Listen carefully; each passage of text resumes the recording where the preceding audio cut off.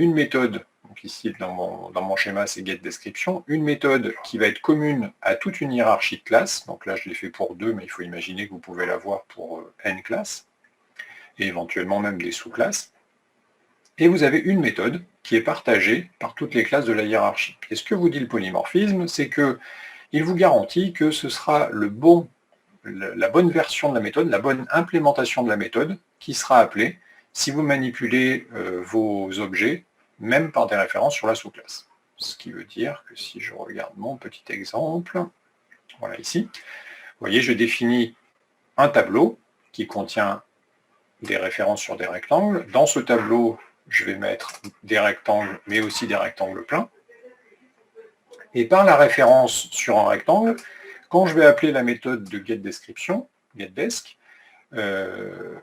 si l'objet réel, donc là on n'est plus dans du typage statique, puisque pour déterminer ça, il faut être en cours d'exécution. Donc au moment de l'exécution, le polymorphisme va vous permettre de vérifier quel est l'objet réel qui est pointé par cette référence, et appeler la bonne version, la bonne implémentation de getDesc. Donc autrement dit, le type de l'objet va être vérifié au moment de l'exécution pour invoquer la bonne méthode. Donc si cette référence-là pointe sur un rectangle, ça va être l'implémentation de rectangle, de getDesc de rectangle qui va être appelée.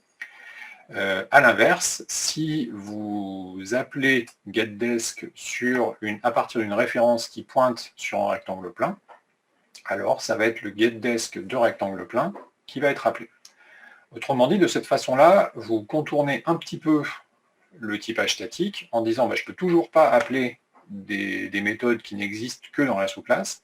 Par contre, si j'ai une méthode qui existe dans toute la hiérarchie, le polymorphisme va faire que ça va être la bonne implémentation qui sera appelée quand j'en aurai besoin. Donc, autrement dit, ça vous permet déjà de paramétrer par rapport au type d'un objet son fonctionnement, certaines méthodes. Alors la difficulté avec ça, c'est que il faut créer une classe de base. Donc la difficulté, c'est que parfois, pour créer une classe de base, on est obligé, par exemple, si je vous montrerai cet exemple-là ensuite sur les slides, mais si je veux trouver une classe de base commune à 2 classes de ce type-là, par exemple, il peut m'être assez difficile de trouver quelque chose qui soit un concept existant, concret en tout cas, qui soit partagé finalement par ces 2 classes. Parce que éventuellement les 2 classes ne sont pas très proches l'une de l'autre sémantiquement, et donc c'est difficile de leur trouver des points communs. Quelles conséquences ça a? Donc je peux toujours créer une classe artificielle qui va servir de point commun, mais quand je vais ajouter des opérations à l'intérieur, l'objectif de ça, encore une fois, c'est de définir des méthodes qui vont être partagées par toute la hiérarchie. Donc ici, je vais être obligé de mettre les méthodes que je veux pouvoir appeler sur tous les objets. La difficulté, c'est que parfois, quand je vais mettre cette méthode-là au niveau de ma superclasse, pardon, je ne saurais pas comment l'implémenter. Parce que ce concept-là va être tellement abstrait que la notion de déplacement pour ce concept abstrait, donc dans mon exemple, n'a pas de sens. Et donc c'est là qu'intervient la notion de classe abstraite, puisque ça va me permettre de ne pas implémenter la méthode en question. Voilà. Donc je vous ai refait brièvement le cheminement qui nous amène à cette notion de classe abstraite et puis aux différents concepts liés à l'héritage. Donc je viens directement sur le cours cette fois-ci. Et donc je vais vous montrer plus précisément ce qu'est une classe abstraite. Qu'est-ce que je vais vous montrer? Je vérifie un truc parce que...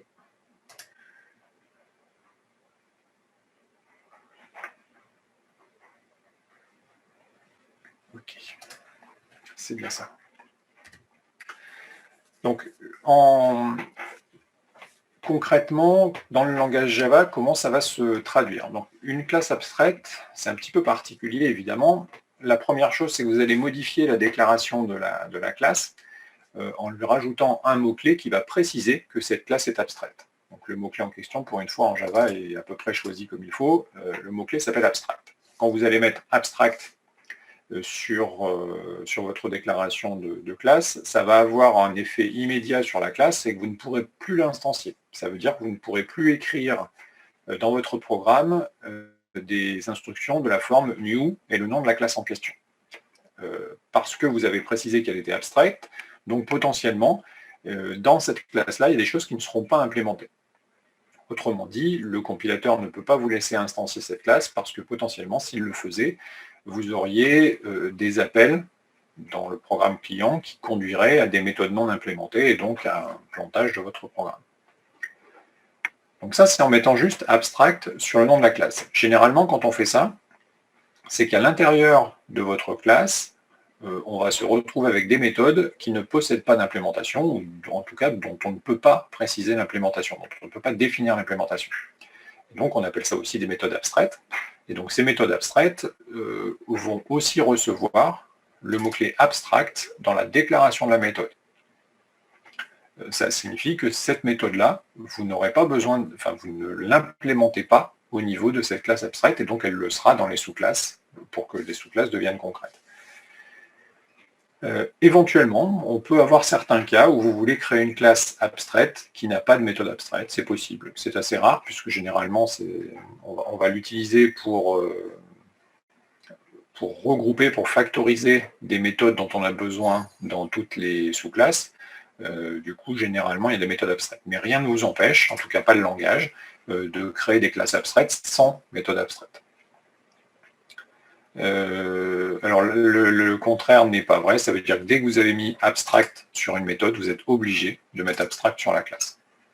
Ça peut paraître redondant, mais comme dans un sens, on peut avoir l'un sans l'autre, il y a cette conséquence-là qui est que si vous mettez abstract sur une méthode, vous êtes obligé de le mettre aussi sur la classe.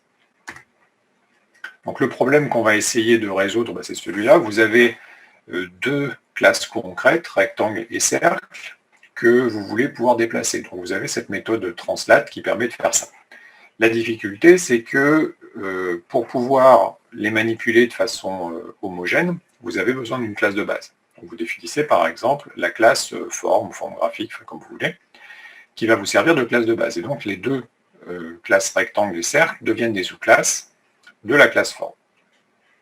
Et si vous voulez donc pouvoir bénéficier du polymorphisme et donc de pouvoir déplacer n'importe quelle forme, vous êtes obligé de définir la méthode translate au niveau de la classe forme. La difficulté là-dedans, c'est que pour déplacer en rectangle, quand on la définit par exemple à partir de ces coins, c'est assez facile puisqu'on va déplacer les points qui représentent ces coins. Pour le cercle, c'est pareil, le déplacement d'un cercle ne va pas être très compliqué puisque on va bouger son centre et puis on comprend bien que ça va déplacer le cercle. La difficulté, c'est que si vous n'avez aucune information sur ce qu'est une forme graphique, donc là, au niveau de la classe forme, ça va être beaucoup plus compliqué de définir comment on déplace une forme quelconque, puisque, à moins de le créer comme ça, vous n'avez pas spécialement de point d'ancrage que quand vous le déplacez, la figure suit. On pourrait imaginer qu'on fasse ça, mais ce n'est pas obligatoire. Donc on se retrouve avec une difficulté qui est que dans la classe forme, on doit avoir la méthode translate, puisque sinon on ne pourra pas bénéficier du polymorphisme avec les sous-classes notamment, mais on ne sait pas l'implémenter. On ne sait pas quoi mettre dans l'implémentation de cette méthode. Et donc on est clairement dans le cas où on va bénéficier de cette notion de classe abstraite. Ce qu'on va faire dans ce cas-là, on va dire que translate est une méthode abstraite. Alors la représentation graphique est assez subtile, puisqu'en fait c'est simplement écrit en italique. Donc quand vous voyez sur le diagramme le texte écrit en italique, ça signifie que la méthode est abstraite. Alors, il y a différents formalismes, on peut mettre aussi abstract avec des crochets, mais la forme la plus utilisée c'est celle-là, donc c'est malheureusement assez peu visible. Deuxième chose, puisqu'on a créé une méthode qui est abstraite, automatiquement la classe le devient, donc là c'est plus net, c'est le A qui apparaît ici dans mes schémas, qui signifie que la classe forme est abstraite, donc vous ne pourrez plus créer de forme directement à partir de ce schéma. Vous pourrez créer des rectangles et des cercles, évidemment, puisque ça ce sont des classes concrètes, mais absolument pas des formes. Au niveau justement des sous-classes, si vous voulez que votre sous-classe ne soit plus abstraite, vous êtes obligé de fournir une implémentation pour la méthode abstraite qui se trouvait dans la superclasse. Donc rectangle est une classe normale, concrète, parce que j'ai redéfini la méthode translat qui se trouvait dans la classe form. Et donc cette classe est normale, ce n'est plus une classe abstraite. Si je ne l'avais pas fait, automatiquement, rectangle devenait une classe abstraite, puisque je n'avais pas fourni d'implémentation pour la méthode translat. Qu'est-ce que ça va donner dans... bon, je peux vous montrer directement dans l'IDE, ça sera peut-être plus clair.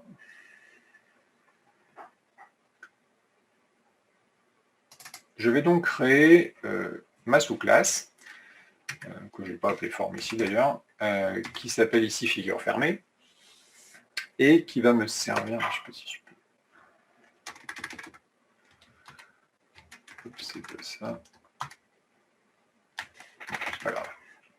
Donc, ma classe figure fermée, je veux donc que ça devienne une classe abstraite. Du coup, par rapport à la déclaration que vous connaissez, ça rajoute un mot-clé qui s'appelle abstract devant la définition, devant la déclaration de la classe.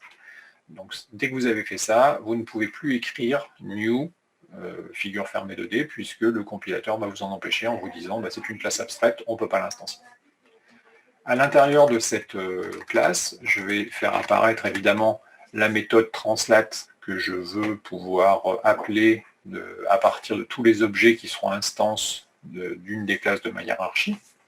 Mais comme à ce niveau-là, je ne sais pas l'implémenter, c'est la même chose que pour la classe. Je vais faire apparaître le mot-clé abstract dans la déclaration de cette méthode. À partir du moment où j'ai mis abstract, la conséquence, c'est que là, je ne mets pas d'implémentation. Donc d'habitude, j'ai les accolades et puis à l'intérieur, j'ai le code source de l'implémentation de la méthode, évidemment, puisque là, j'ai précisé qu'il n'y avait pas d'implémentation. J'ai juste mon point-virgule qui termine ma déclaration, mais qui ne permet pas d'implémenter translat. Donc du coup, l'opération translat existe dans mes hiérarchies de classes, mais au niveau de la classe abstraite, elle ne possède pas d'implémentation. Pour ce qui est des sous-classes, ça ne change rien du tout, c'est-à-dire que vous ne voyez pas que la méthode était abstraite au départ, enfin, sauf si vous ne l'implémentez pas, le compilateur va vous imposer que votre classe soit aussi abstraite, mais en termes d'implémentation, ça ne change rien. On va redéfinir, de même qu'on le faisait pour le polymorphisme, on va redéfinir la méthode de la classe abstraite, donc ici qui s'appelle translat. Donc vous voyez, il y a le override ici qui dit que l'on redéfinit, mais rien ici ne précise que dans la superclasse, c'était une méthode abstraite, donc c'est juste le polymorphisme qui vous permet de faire ça. Donc cette fois-ci, évidemment, vous redéfinissez la méthode translat, et vous avez cette fois-ci son implémentation, qui se trouve bien sûr dans votre fichier source. C'est pour ça que la classe n'est plus une classe abstraite, puisque vous avez fourni une implémentation pour l'ensemble des méthodes abstraites qui se trouvent dans la superclasse. Si je regarde rectangle, bah, vous allez trouver exactement la même chose.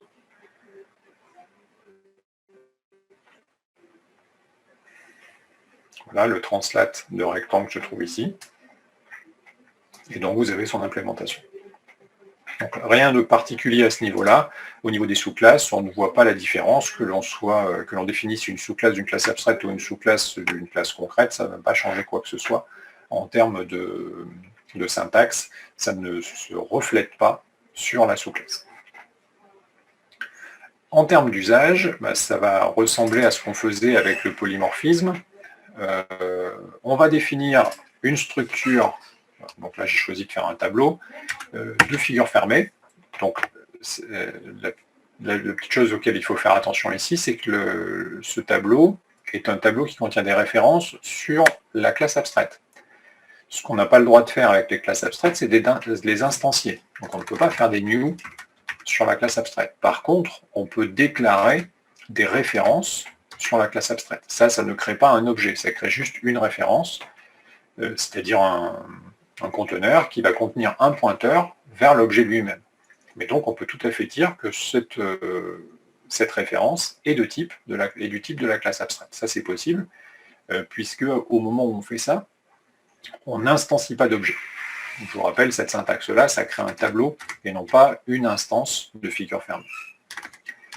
Une fois qu'on a fait ça, ben, on l'utilise comme quand on voulait utiliser le polymorphisme. Ça veut dire dans chaque référence, on va instancier l'objet qui nous intéresse. Donc évidemment, cette fois-ci, on va instancier des objets du type des classes concrètes et non pas évidemment de la classe abstraite.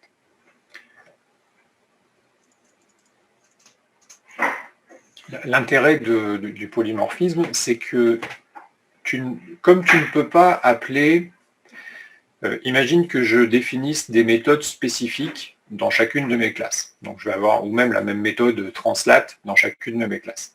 Cette méthode translate, et que je veux évidemment manipuler, donc l'alternative. J'aurai mon rectangle et j'aurai mon cercle. J'aurai translate uniquement dans rectangle et cercle, et donc je ne crée pas d'autres classes pour le faire. Le souci de ça, c'est que pour gérer mes rectangles, du coup, je vais avoir besoin d'une référence, d'un tableau de référence. En fait, je vais faire ça.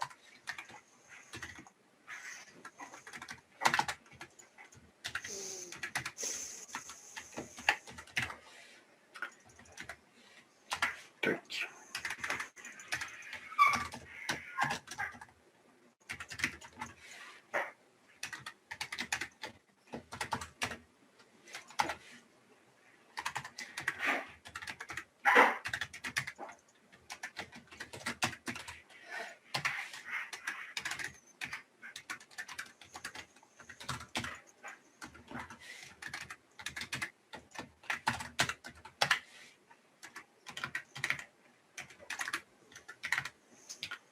Voilà. Si je n'utilise pas de classe abstraite, je vais avoir besoin de deux structures, enfin si je n'utilise pas de classe commune à mes rectangles et à mes cercles, quand je vais vouloir les manipuler, je vais être obligé d'avoir une structure qui contient des rectangles, une structure qui contient des cercles. Ensuite, je vais avoir mes instanciations, et à la fin, quand je voudrais déplacer mes cercles ou mes rectangles, je vais me retrouver avec ça. Tac.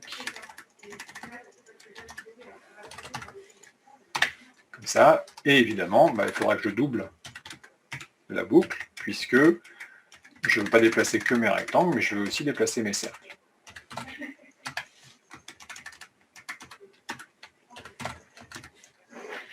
Voilà. Donc tu vois, la difficulté là-dedans, c'est que je vais tout doubler. C'est-à-dire que je vais avoir mes rectangles ici, mes cercles ici. Si j'ai n classes, je vais avoir n collections. Et chaque fois que je veux appliquer quelque chose sur tout le monde, il faudra que je double le code, ou je multiplie par n le nombre de fois où j'ai ma boucle, puisque je dois appeler translate sur chacune. Mais comme le typage statique m'empêche de le faire sur une classe de base, si je n'ai pas translate dans ma classe de base, je n'ai pas le choix. Donc je suis obligé de le faire comme ça. Et donc la conséquence de ça, c'est que si je ne veux pas faire comme ça, c'est-à-dire si je veux avoir une seule boucle qui s'applique sur tout le monde, exactement, c'est ça. Donc je veux avoir qu'une seule boucle, mais pour avoir qu'une seule boucle, il faut que j'ai une structure commune, puisque pour faire ça, pour appeler translate sur une référence, il faut que cette référence possède la méthode translate. Donc il faut que ce soit une classe qui possède la méthode translate. Mais pour pouvoir manipuler rectangle et cercle de cette façon-là, il faut que rectangle et cercle soient des sous-classes de la classe de cette référence. Donc je crée une classe commune, donc là je l'ai appelée figure fermée, et je mets translate dedans. Le problème, c'est que faire ça, alors ça fonctionne, puisque le polymorphisme va faire que la bonne méthode translate sera invoquée, mais la difficulté, c'est que dans figure fermée, je ne sais pas quoi mettre dans translate, parce que je ne sais pas déplacer une figure fermée, parce que je n'ai pas assez d'informations, elle est trop abstraite, je n'ai pas d'informations sur comment elle est implémentée, donc je ne peux pas la déplacer. Et comme je ne peux pas la déplacer, comme je ne peux pas implémenter le déplacement, je vais être obligé d'utiliser une classe abstraite et de dire que finalement translate n'est pas défini au niveau de la superclasse. Voilà. C'est bon, ça répond à la question ?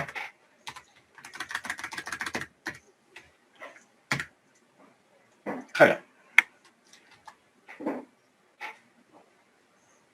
Non, il ne fait pas de cast. C'est pas vraiment des castes, parce que le cast ou le transtypage, ça suppose qu'une fois que tu as identifié que la classe était du type de la sous-classe, ensuite ça devient, en fait on écrirait un truc comme ça.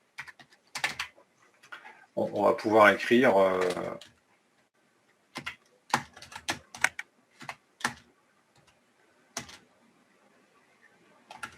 On va écrire quelque chose comme ça.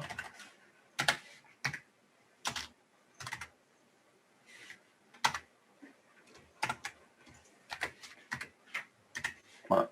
Donc ça, c'est un cast. Ça veut dire qu'on va pouvoir récupérer la référence et la transformer. Donc le cast, il y a vraiment cette notion de transformation. Une fois que le cast est appliqué, on a un rectangle 2D. Donc on a, ça s'appelle un downcast, c'est-à-dire qu'on a transformé une référence sur la superclasse en une référence sur la sous-classe.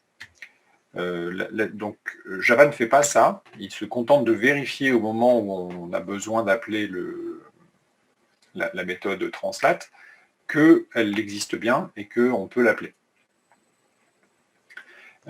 Mais le cast, c'est quelque chose qui est explicite, donc il faut le faire dans le programme, et ça ne fonctionne, parce qu'il y a une vérification à l'exécution aussi, qui fait aussi appel au typage dynamique, qui va vérifier que cette référence-là est bien, enfin, l'objet qui est pointé par cette référence-là est bien du type rectangle 2D. Et ça va échouer, s'il y aura une exception, il y aura une erreur, si jamais ce n'est pas le cas.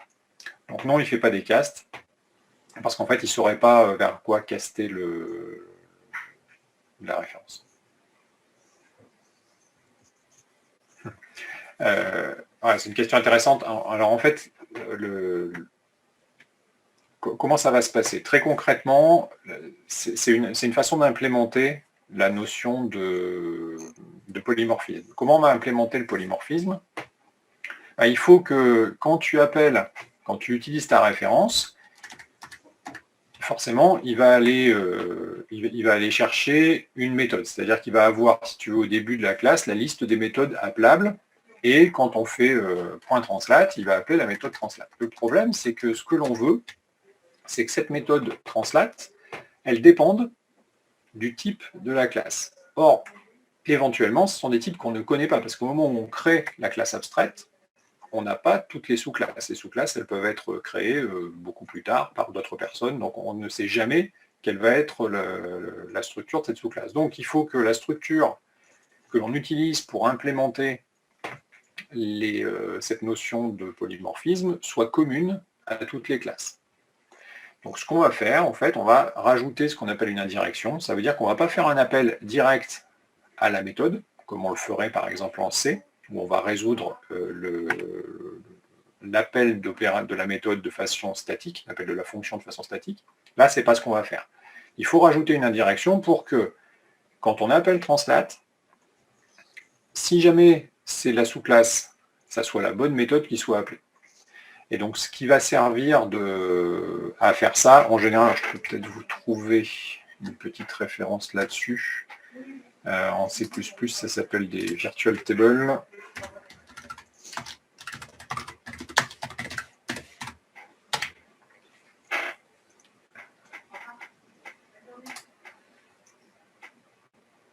Alors, je le découvre en même temps que vous, hein, donc je ne sais pas si je vais trouver exactement ce que je veux faire. Voilà, parfait. Donc c'est exactement ça qui va servir à l'implémentation. Donc au lieu d'avoir un appel direct, donc si vous êtes dans un langage qui fait que de la résolution statique de l'appel de fonction, vous ne voyez que cette partie-là. Ça veut dire que quand on appelle la méthode bar, on sait au moment de la compilation que c'est celle-là. Mais là, ce n'est pas le cas. Ce qu'on sait, c'est qu'on veut appeler une méthode bar, mais qui éventuellement dépend du type que l'on va invoquer. Donc, qu'est-ce qu'on va faire? Au niveau de la superclasse, en fait, au niveau de toute la hiérarchie de classes, donc de chacune de ces classes-là, on va définir une table. Donc, en C++, ça s'appelle une virtual table. En fait, c'est la table, parce que en C++, les méthodes abstraites s'appellent des méthodes virtuelles. Donc, le mot-clé en C++, c'est virtuel. Donc, ne soyez pas perturbés par ça, c'est la même chose que abstract en Java. Donc, ça s'appelle des tables virtuelles en C++. Et donc, au début de chaque classe, donc au début de l'implémentation de chacune des classes, on va se retrouver avec cette table. Dans cette table, vous allez trouver toutes les fonctions virtuelles de votre classe C++. Et donc, deux classes différentes qui partagent la même hiérarchie vont se retrouver avec les fonctions virtuelles dans ces tables. Mais en fait, l'endroit où vous avez la fonction, vous n'avez pas directement l'implémentation de cette fonction. Vous avez un pointeur vers l'implémentation de cette fonction. Ce qui veut dire que quand vous manipulez votre objet par une référence sur la superclasse, cette référence, elle pointe là-dessus. Vous pouvez considérer que la référence que vous manipulez, vous, dans votre programme client, elle pointe sur cette table, sans savoir forcément quel est le type réel de la classe, de l'objet. Donc, mais ce que vous savez, c'est qu'à partir de votre référence, vous allez appeler la méthode, par exemple, la méthode bar. Si le pointeur pointe sur cette classe-là, en passant par l'indirection de la table virtuelle, vous allez arriver à cette implémentation-là. Mais si votre pointeur pointe sur cette classe-là, en allant voir au même endroit, c'est-à-dire à la première case de la table virtuelle, vous allez trouver un pointeur sur une autre implémentation. Et donc, à partir de votre pointeur initial, vous allez regarder au même endroit. Donc évidemment, ça va fonctionner dans tous les cas, puisque toute la hiérarchie de classes partage la même table virtuelle, ou en tout cas, dans chaque classe, vous trouvez une copie de cette table virtuelle au même endroit. Donc on peut la trouver à partir de toutes les références sur la superclasse, et ça va vous renvoyer, vous voyez, avec cette indirection-là, sur la bonne implémentation de votre fonction. Si par exemple vous êtes dans le cas, et vous pouvez avoir aussi des implémentations partagées, parce que vous voyez par exemple ici C qui est une sous-classe de B, ne redéfinit pas la méthode CUX. Vous voyez, elle partage la méthode CUX avec la classe B. Voilà, donc en rajoutant ce niveau d'indirection, qu'on appelle une table virtuelle en C++, vous pouvez implémenter le polymorphisme. Donc il n'y a rien de magique là-dedans, hein, c'est juste, vous pourriez le faire en C par exemple, c'est quelque chose qui serait supporté par le langage C. Vous pouvez faire par exemple une structure.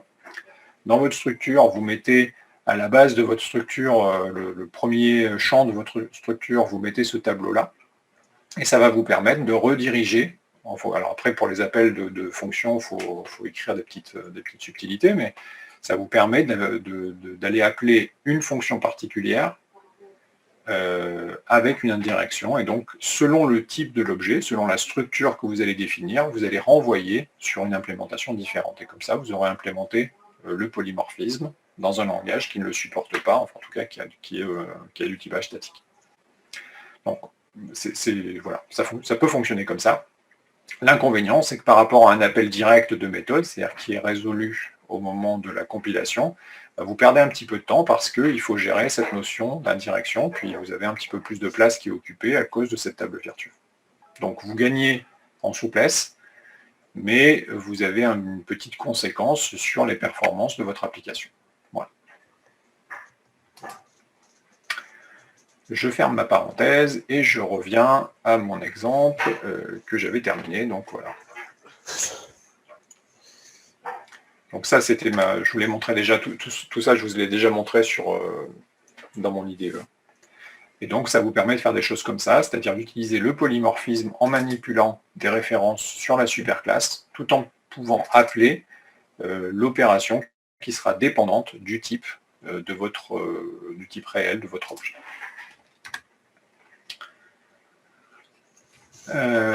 Alors un petit exemple d'application que je vais vous montrer comment on raisonne là-dessus.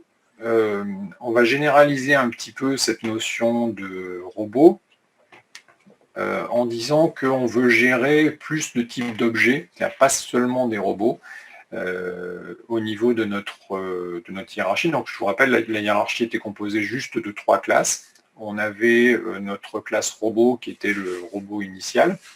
Et puis, on avait défini 2 classes, le destructeur et le transporteur, qui avaient des fonctionnalités un petit peu particulières, un petit peu spécifiques. Et donc, on avait déclaré que le transporteur et le destructeur étaient des sous-classes de la classe robot, puisque robot gérait de cette façon-là toute la partie déplacement. On n'avait pas besoin de réimplémenter le déplacement. Et dans les 2 sous-classes, on n'avait fait qu'enrichir ces sous-classes en définissant les spécificités de chacune. Donc le fait de transporter quelque chose dans un cas et le fait de détruire des obstacles dans l'autre cas.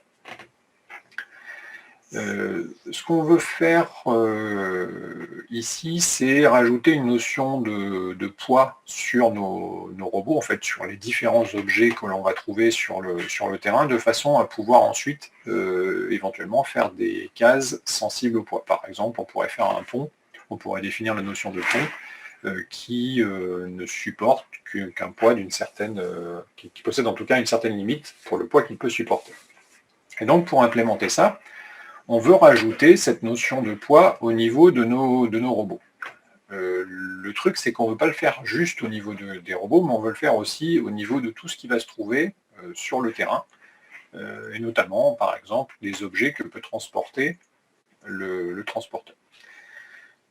Donc vous avez des contraintes, en fait on explicite comment va être définie cette notion de poids sur les différents robots.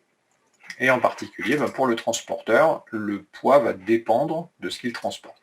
Donc ça veut dire que l'objet qu'il transporte, lui aussi, possède un poids.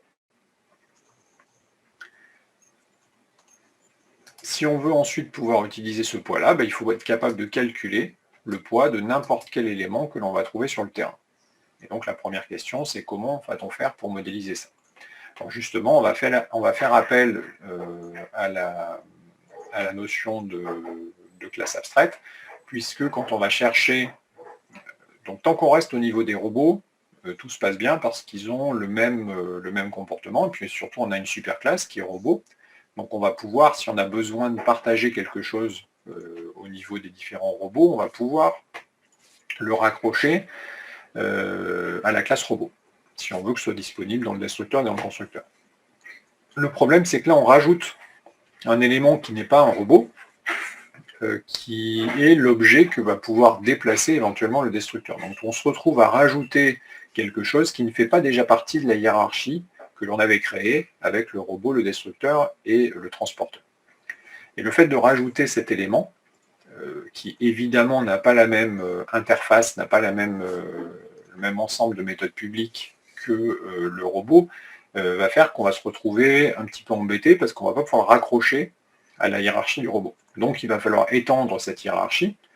Puisqu'on veut calculer un poids sur tout le monde, en plus, ce que l'on va rajouter doit être commun aux robots et aux objets. Et donc il va falloir trouver une classe commune à tout ça.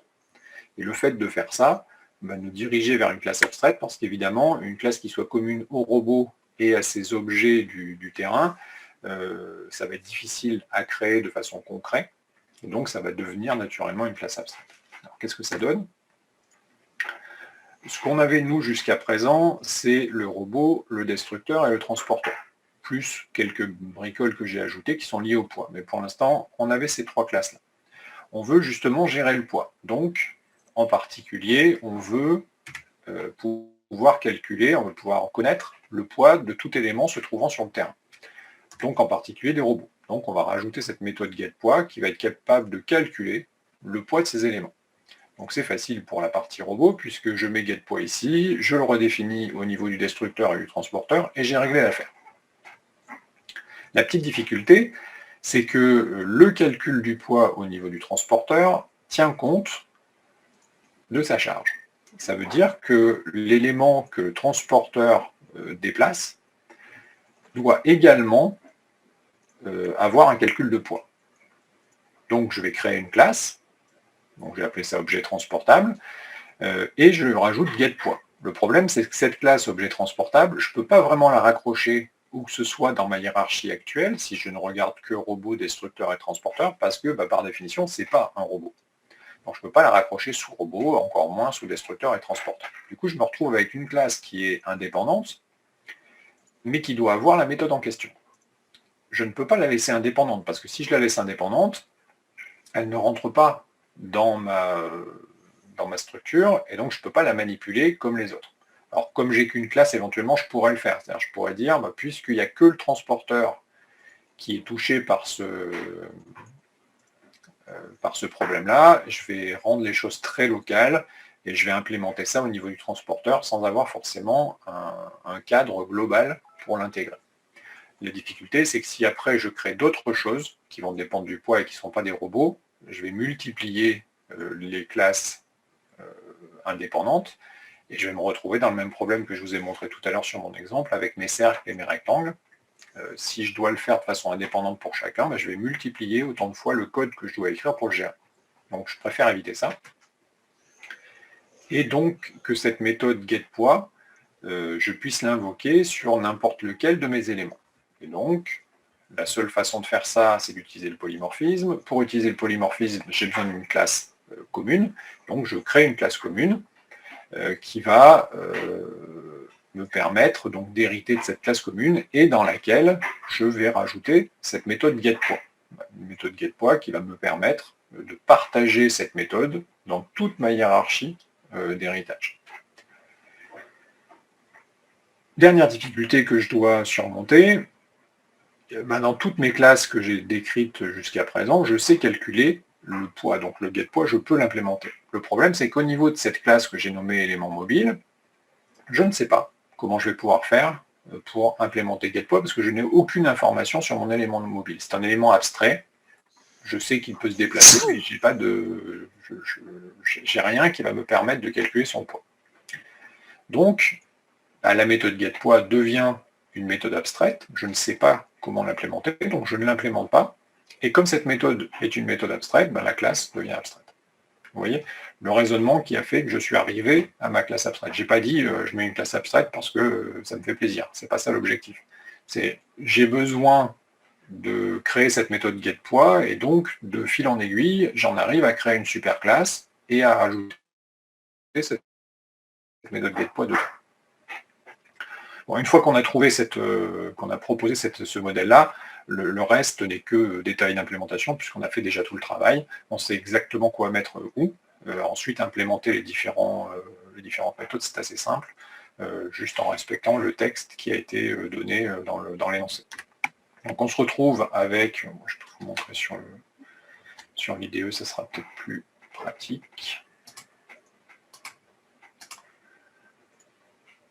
Hop.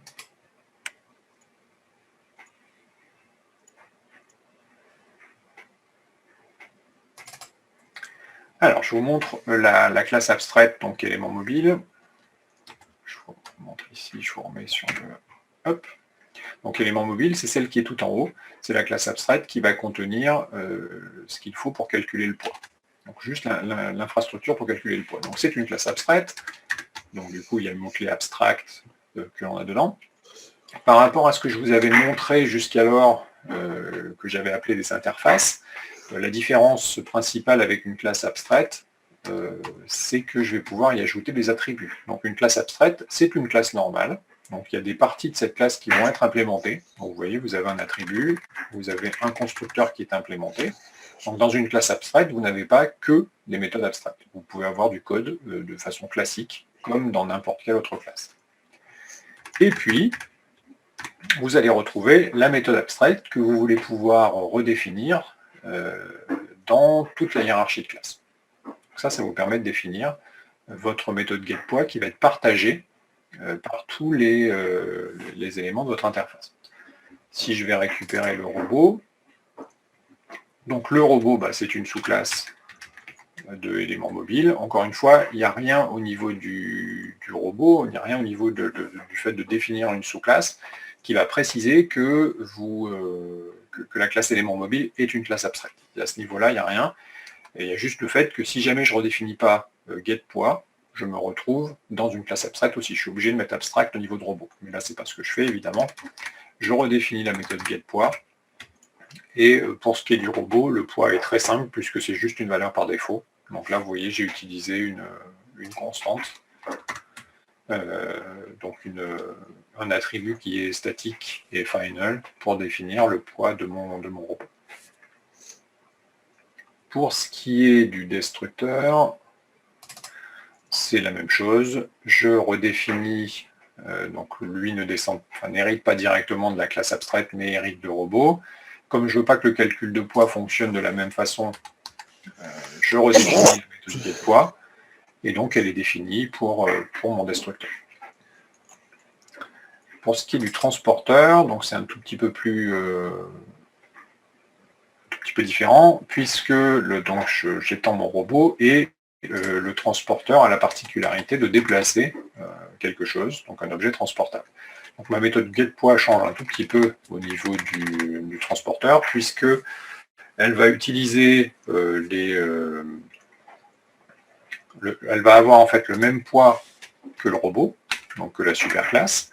Donc là, vous voyez l'usage du mot-clé super qui permet d'invoquer la méthode getPoids de la superclasse. Je vais lui rajouter un poids spécifique au transporteur, donc là qui vient tout simplement d'une constante.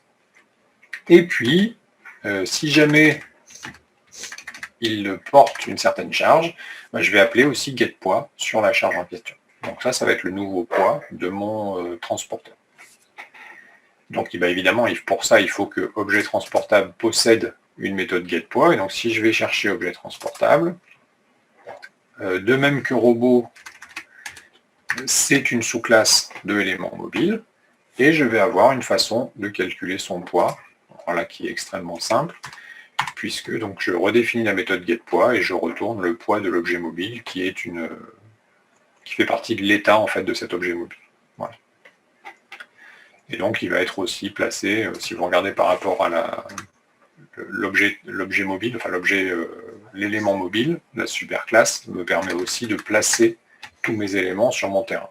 Donc j'ai utilisé le fait que j'avais une superclasse commune pour pouvoir positionner, avoir cette notion de terrain qui est partagée aussi par toute ma hiérarchie. Donc c'est aussi une raison pour laquelle l'élément mobile, c'est bien une classe et non pas une interface. C'est pas juste un type, puisque j'ai utilisé aussi cet élément mobile pour tout ce qui est positionnement initial de mes éléments sur le terrain.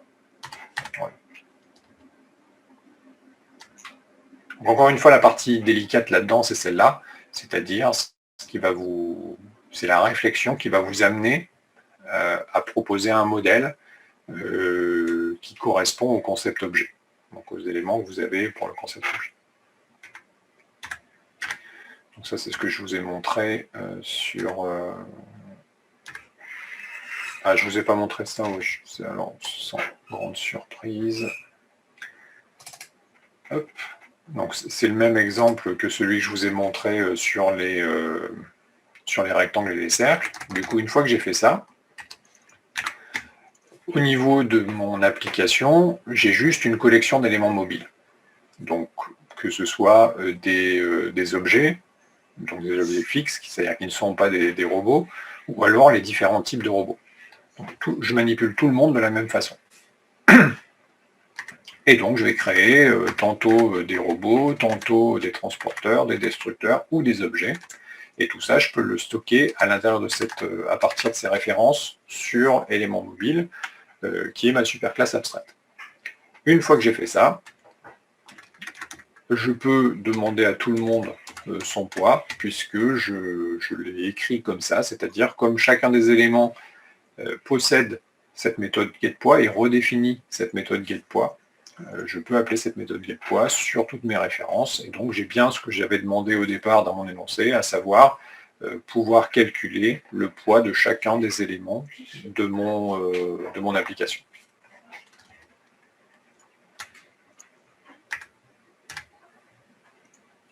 Alors pour vous montrer un exemple d'usage de cette notion de classe abstraite, évidemment on en trouve un certain nombre dans la bibliothèque Java.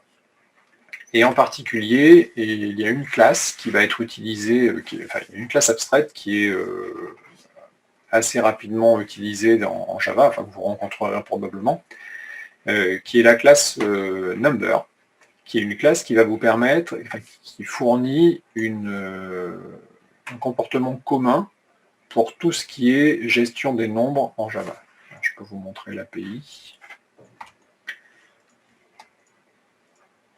Je vais le faire là-dedans. Hop.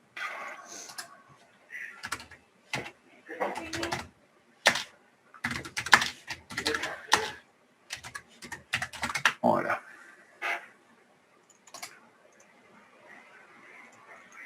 Voilà, donc la classe number, c'est une classe qui va être...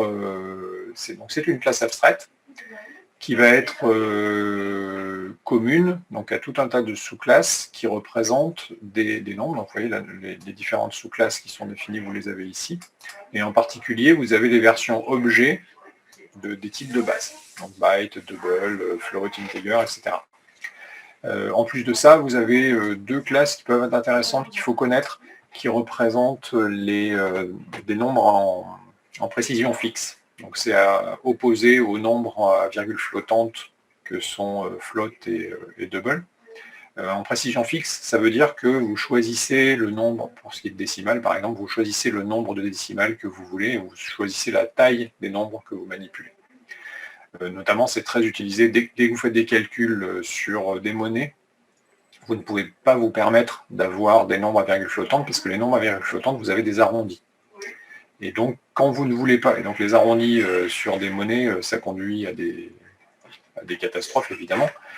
Il y a d'autres contextes, hein, mais en particulier celui-là.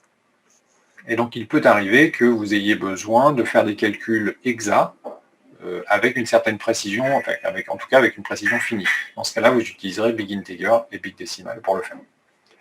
Si vous regardez ce que contient la classe Number, principalement, elle va vous permettre de convertir les différents nombres dans les autres types, justement, de nombres. Donc si vous regardez ici, ça va vous permettre de récupérer les valeurs sous forme de type primitif des différents types. Donc ça veut dire quand vous avez une instance de number, quelle qu'elle soit, donc quelle que soit la sous-classe de number que vous avez utilisée, vous allez pouvoir la convertir vers n'importe quel type primitif en appelant la bonne méthode. Voilà. Et donc en particulier, vous voyez, ces méthodes-là sont abstraites, ça veut dire doivent être redéfinies pour fournir la bonne implémentation. Et donc si vous regardez, évidemment, je sais pas, si je prends integer par exemple, qui est sûrement la plus utilisée, vous allez bien sûr retrouver la redéfinition de ces différentes méthodes. Par exemple, si on regarde la double value, elle est ici. C'est une redéfinition de la méthode de la classe de base. C'est pas là.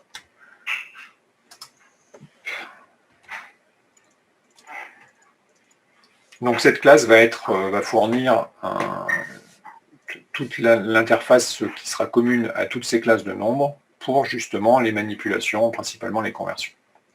Je vous ai montré déjà les sous-classes dans l'API.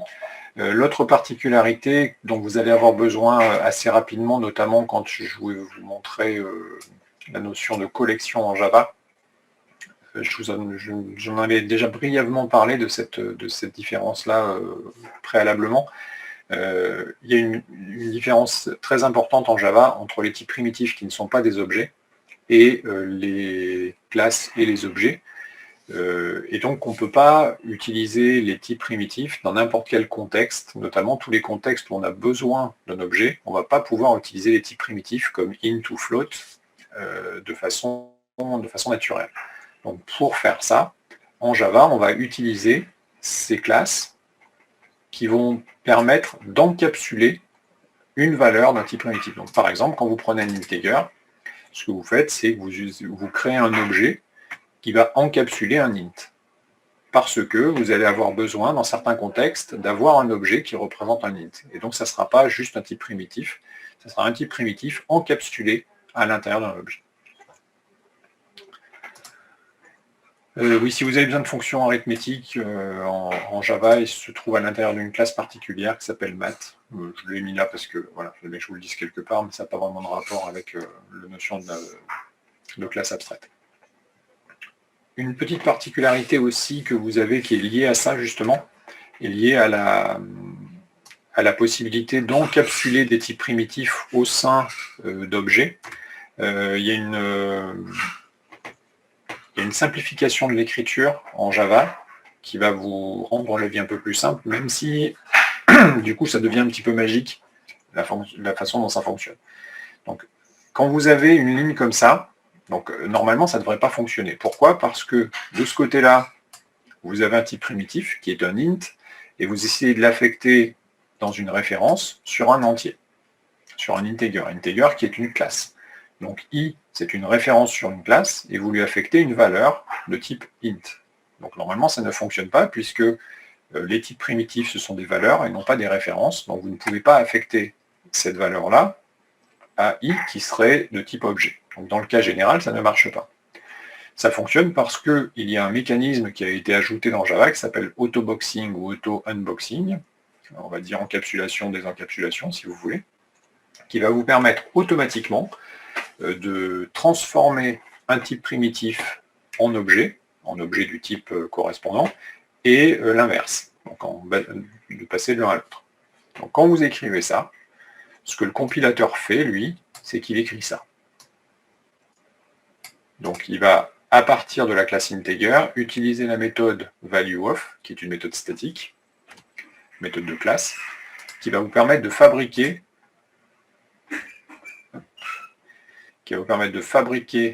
un entier à partir d'un int. Donc on est là-dedans, vous voyez, c'est cette déclaration-là.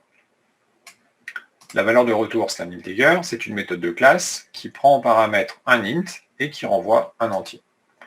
Ici, vous avez le détail sur comment va fonctionner cette méthode-là. Donc normalement, on est obligé d'écrire ça. Mais le système d'autoboxing fait que quand vous écrivez ça, automatiquement, le compilateur transforme de cette façon-là. Donc il bascule automatiquement le type primitif vers le type objet. Et évidemment, il fait l'inverse.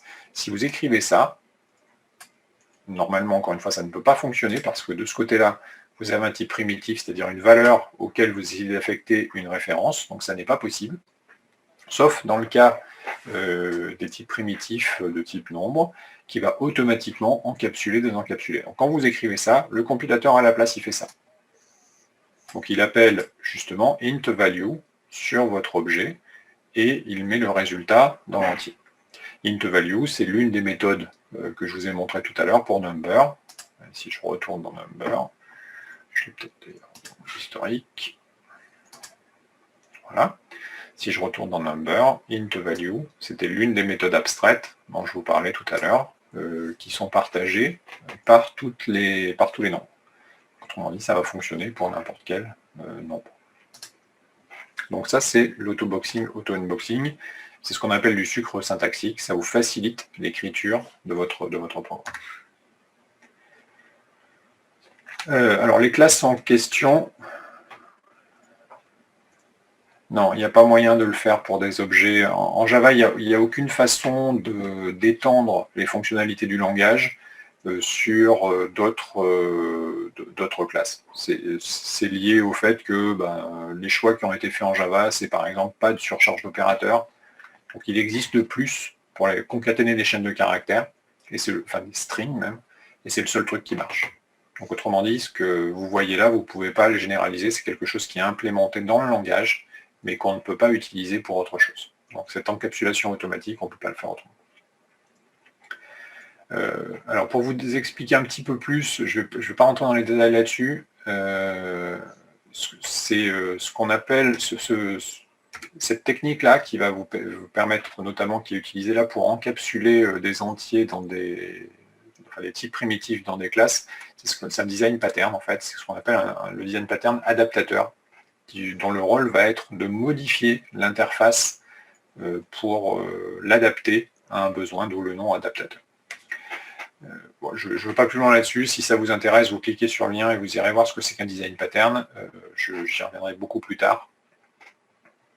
Non, ce que je disais tout à l'heure, Java ne vous propose pas de moyens pour définir de nouveaux opérateurs. Vous ne pouvez pas redéfinir des opérateurs existants et encore moins en créer de nouveaux. Les opérateurs du langage, ils sont fixés une fois pour toutes par la spécification et vous ne pouvez pas les changer.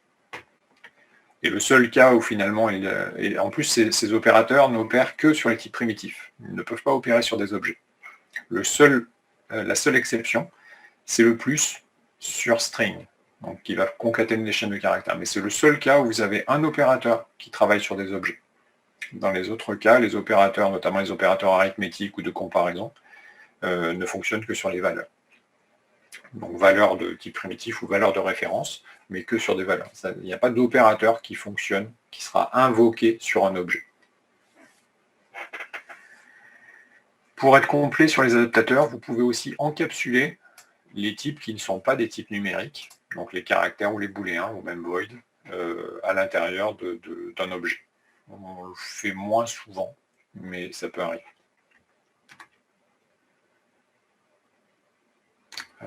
Qu'est-ce que j'ai raconté là? Ah oui, c'est pour vous parler d'interface. Ouais. Je vais zapper cette partie-là qui est un peu conceptuelle, qui ne va pas forcément beaucoup vous intéresser. Je vais venir sur un exemple. quand je veux définir, donc en Java, il y a une autre notion dont je vous ai déjà parlé, hein, la notion de type, je l'ai représentée de cette façon-là. Mais en fait, une interface, pourquoi je vous en parle ici, c'est parce qu'en fait, une interface, ça n'est ni plus ni moins qu'une classe abstraite. C'est une classe abstraite avec des contraintes supplémentaires liées au fait que Java ne supporte pas l'héritage multiple. Donc, je vous avais déjà rapidement mentionné ça, mais là, je vais vous expliquer ce qu'est une interface, enfin, concrètement, comment on crée une interface en Java. Donc, une interface en Java, c'est une structure qui ressemble à une classe, mais qui s'introduit par le mot-clé interface. Une fois que vous avez fait ça, à l'intérieur de votre interface, vous êtes extrêmement limité sur ce que vous pouvez faire. Pourquoi vous êtes limité? Parce que dès que vous créez un attribut, quel qu'il soit, automatiquement, il va être public, statique et final. Ça veut dire que c'est une constante, c'est un membre de classe automatiquement, et c'est une constante, donc il va être final automatiquement. Donc autrement dit, dans une interface, vous ne choisissez pas quels sont les modificateurs que vous allez appliquer sur votre attribut, puisque c'est automatiquement fait par le compilateur. Donc là, c'était même pas la peine de mettre final. Automatiquement, quand vous faites dans une interface string une chaîne, c'est en fait public, statique, final, string, une chaîne, et vous, en général, on affecte la valeur tout de suite. Donc tout ça, ce sont des constantes liées à la classe. Donc, dans une interface, vous n'avez pas d'attribut de type classique. Tout ce que vous pouvez créer, ce sont des constantes de classe. Pour les méthodes, c'est pareil. Il y a une contrainte forte sur les méthodes. Dès que vous créez une méthode, elle est automatiquement publique et abstraite. Comme elle est abstraite, évidemment, vous n'avez pas d'implémentation. La conséquence de ça, c'est que dans une interface, vous n'avez pas d'implémentation. Donc, en fait, c'est un cas un peu particulier d'une classe abstraite. Puisqu'une classe, on pourrait tout à fait écrire ça de la même façon avec une classe abstraite. Alors, à une petite exception près, qui est ici, et c'est pour cette raison-là que cette notion d'interface existe en Java. Je vous ai dit, en Java, on ne supporte pas l'héritage multiple. Ça veut dire que vous ne pouvez pas avoir extends derrière une classe, dans la déclaration d'une classe, vous ne pouvez pas avoir extends avec plusieurs sous-classes. Et en fait, on le peut avec les interfaces. Donc, pourquoi ça existe? Donc, vous pouvez, dans votre tête, vous pouvez raccrocher interface à classe abstraite. C'est la même chose.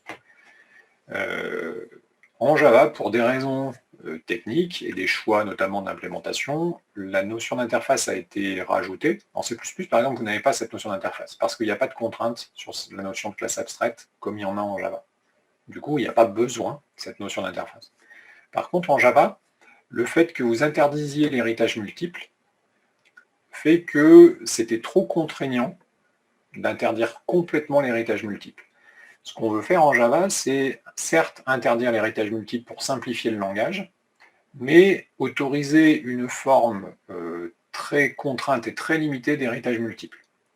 Et cette forme d'héritage multiple, c'est l'héritage de méthodes abstraites qu'on va retrouver dans les interfaces. Donc, en Java, l'héritage multiple entre classes n'existe pas. Par contre, l'héritage multiple entre les interfaces existe. Donc, vous voyez votre interface ici. Vous pouvez dire que c'est un sous-type, parce qu'en fait, le extend sur les interfaces, c'est la relation de sous-typage. C'est un sous-type de ces interfaces-là. Et donc, vous avez créé une interface qui est un sous-type de deux autres interfaces. Forcément, ce qui est ici et ce qui est là, ce sont des interfaces. Donc, au final, vous avez deux hiérarchies en Java. Vous avez la hiérarchie de classe, qui va se représenter d'une certaine façon, et les interfaces qui vont se représenter d'une autre façon. Et donc le lien qui existe entre classe et interface, ce n'est pas tout à fait le lien d'héritage. Vous allez pouvoir, dans une classe, implémenter plusieurs interfaces, mais hériter d'une seule classe. Et dans une interface, vous allez pouvoir hériter de plusieurs autres interfaces. Tout simplement parce que c'est quelque chose dont on a souvent besoin dans des cas un petit peu plus compliqués où vous allez vous retrouver à devoir récupérer des méthodes qui se trouvent dans plusieurs autres interfaces. Mais ne vous laissez pas perturber par ça. Dites-vous qu'une interface, c'est une classe abstraite et que elle est là dans le langage pour pallier certains choix d'implémentation qui ont été faits initialement dans le langage Java. Un exemple d'usage de cette interface que vous allez trouver dans la bibliothèque, c'est une interface qui s'appelle comparable, qui va vous permettre d'ordonner des objets en Java. Comment on fait pour ordonner des objets en Java? En fait, on définit une méthode particulière qui s'appelle compareTo. Et donc tous les objets vont être tous les objets que l'on veut pouvoir comparer vont l'être de la même façon. Pourquoi ça? Parce que vous allez vous retrouver après avec, notamment dans la bibliothèque de gestion des collections, quand vous allez vouloir faire des listes ou des structures un peu plus compliquées, notamment des structures que vous allez vouloir trier, vous allez vous retrouver à devoir comparer vos objets. Comme la notion d'opérateur n'existe pas pour les objets, vous ne pourrez pas définir le inférieur sur des objets. Ça n'est pas possible en Java, c'est ce que je vous disais tout à l'heure. Donc il faut définir une opération particulière qui sera commune à tous les objets en Java, mais qui pourra être utilisée donc, dans la bibliothèque de gestion de collection par exemple. Donc pour faire ça, comment on fait en Java? On va définir, alors il y a une première solution qui aurait été de définir comparable, enfin plus exactement la méthode compareTo au niveau de la classe object. Alors on aurait pu faire ça puisque dans la classe object, c'est la superclasse de toutes les autres, donc on aurait pu mettre notre méthode de comparaison au niveau de la classe object. Ça n'a pas été fait comme ça parce que tous les objets ne sont pas forcément comparables. On ne peut pas forcément définir une relation d'ordre sur tous les objets. Donc le choix a été de ne pas mettre compareTo dans Object, mais on voulait quand même pouvoir faire en sorte que toutes les classes, si elles le souhaitaient, pouvaient définir cette relation d'ordre. Donc, dans la bibliothèque Java, vous allez trouver une interface particulière qui s'appelle comparable. Alors ça, c'est la généricité que je vous avais expliquée, c'est comparable de quelque chose, et qui définit une seule méthode qui s'appelle compareTo. Et donc toutes les classes que vous voulez, dont les objets peuvent être classés, vont devoir redéfinir cette méthode compareTo. Donc on va écrire que la classe, par exemple rectangle, implémente comparable de rectangle, et on redéfinit la méthode en question avec le code pour la comparaison des rectangles. De cette façon-là, vous allez pouvoir redéfinir la façon dont on compare des objets en fonction de la classe que vous avez. Les interfaces, c'est utilisé dans ce contexte-là. Et donc vous pouvez tout à fait avoir votre classe qui hérite de quelque chose. Alors, je ne l'ai pas fait comme ça, mais il me semble quand même. Je vais regarder si je l'ai dans mes exemples.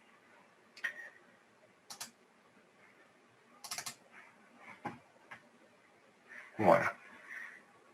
Donc vous pouvez bien sûr avoir une classe qui hérite d'une autre classe et qui en même temps implémente une ou plusieurs interfaces. Donc ici par exemple je pourrais avoir clonable et puis comparable.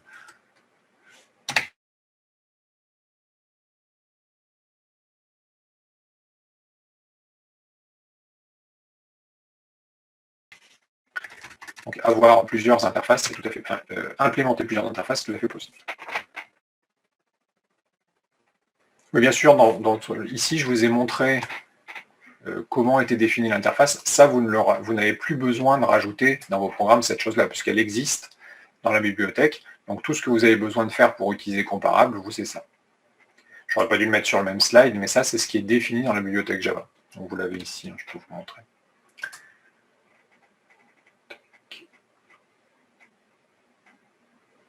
Alors, où est-ce que je vais trouver ça?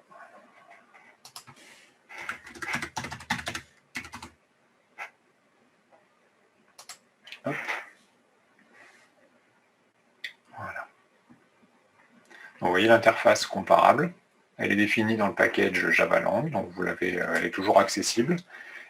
Et vous n'avez pas besoin de la redéfinir pour l'utiliser. Puis vous voyez, il y a un nombre très important de classes qui utilisent comparable, puisque, encore une fois, c'est le moyen standard en Java de manipuler des objets. Et si vous regardez, par exemple, je vais vous montrer dans la bibliothèque de collection. Hop. si je regarde...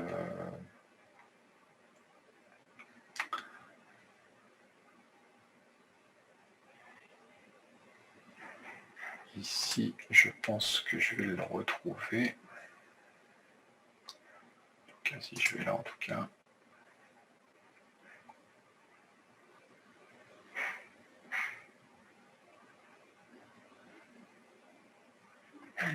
Donc, bah, c'est pas un très bon exemple parce qu'en fait, c'est pas directement comparable. C'est une autre classe qui est utilisée ici, qui est plus générale que comparable.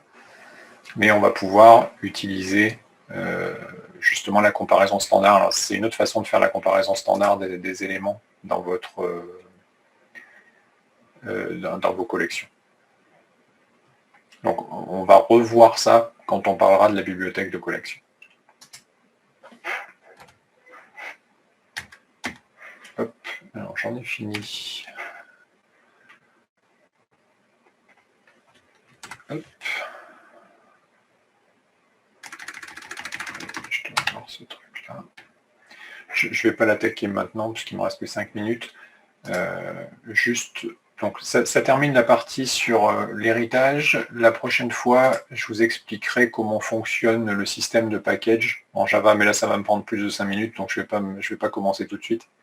Donc je vous parlerai de la notion de package, puisque c'est des choses que vous rencontrez tout le temps, puisque ne serait-ce que maintenant, là, vous voyez, j'ai utilisé, quand je navigue dans l'API, je vous ai montré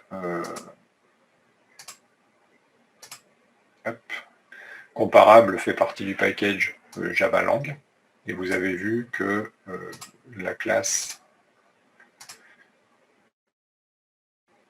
que je vous ai montré ici, enfin l'interface que je vous ai montré ici se trouve dans un autre package qui s'appelle Java Util. Donc on parlera de ça la prochaine fois parce que vous ne... Ah, pardon, j'ai raté une question dans le chat. Pourquoi on ne fait pas ici l'override? C'était en rapport avec quoi, pardon?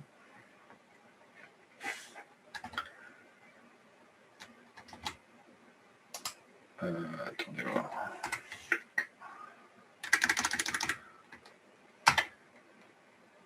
Oui, avec l'interface, on fait override en fait. Si je ne l'ai pas fait, c'est que c'est une erreur. Oui, tout à fait. Ici, il y a un override. Dès que vous redéfinissez une opération, le problème de override, c'est que c'est optionnel. Mais mettez-le toujours parce que ça va vous servir, ça va servir en tout cas au compilateur à vérifier que vous l'avez fait correctement. Donc là, que ce soit avec une interface ou avec une classe, ou avec une sous-classe, chaque fois que vous redéfinissez une opération qui existe dans la classe de base ou dans l'interface, vous mettez le override. Dans mes exemples, parfois je ne l'ai pas, mais c'est juste que je l'ai oublié. Il faudrait absolument le mettre partout. Donc la prochaine fois, je vous parlerai de cette notion de module et des petites particularités qui sont liées à cette notion de package, package ou même module, puisque c'est quelque chose qui a été rajouté. Bien, je vous remercie, passez une bonne semaine et au revoir.